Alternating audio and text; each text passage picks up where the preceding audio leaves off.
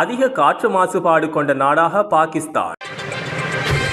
2025ஆம் ஆண்டில் பாகிஸ்தான் உலகில் மிக மோசமான காற்று மாசுபாடு கொண்ட நாடாக காணப்பட்டதாக ஆய்வறிக்கை ஒன்று தெரிவித்துள்ளது.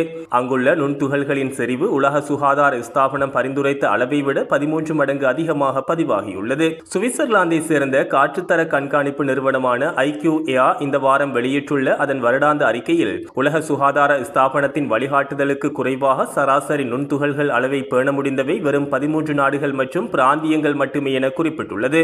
எவ்வாறாயினும் இந்த எண்ணிக்கை 2024ஆம் ஆண்டில் காணப்பட்ட 7 நாடுகளுடன் ஒப்பிடுகையில் அதிகரித்துள்ளதாக அந்த அறிக்கையில் சுட்டிக்காட்டப்பட்டுள்ளது. IQAir நிறுவனம் 143 நாடுகள், பிராந்தியங்கள் மற்றும் மாகாணங்களில் உள்ள 9446 நகரங்களிலிருந்து தரவுகளை திரட்டியுள்ளது. ஒட்டுமொத்தமாக கண்காணிக்கப்பட்ட 143 நாடுகளில் 130 நாடுகள் உலக சுகாதார நிறுவனத்தின் காற்றுத்தர நிலையை எட்டுவதற்கு தவறியுள்ளன. இந்த பட்டியலில் இலங்கை 42வது இடத்தில் தரப்படுத்தப்பட்டுள்ளது.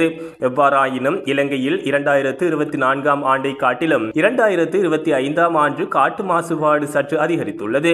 குறித்த பட்டியலில் பாகிஸ்தான் முதலிடத்திலும், பங்களாதேஷ் 2ஆம் இடத்திலும், தஜிகிஸ்தான் 3ஆம் இடத்திலும் தரப்படுத்தப்பட்டுள்ளது.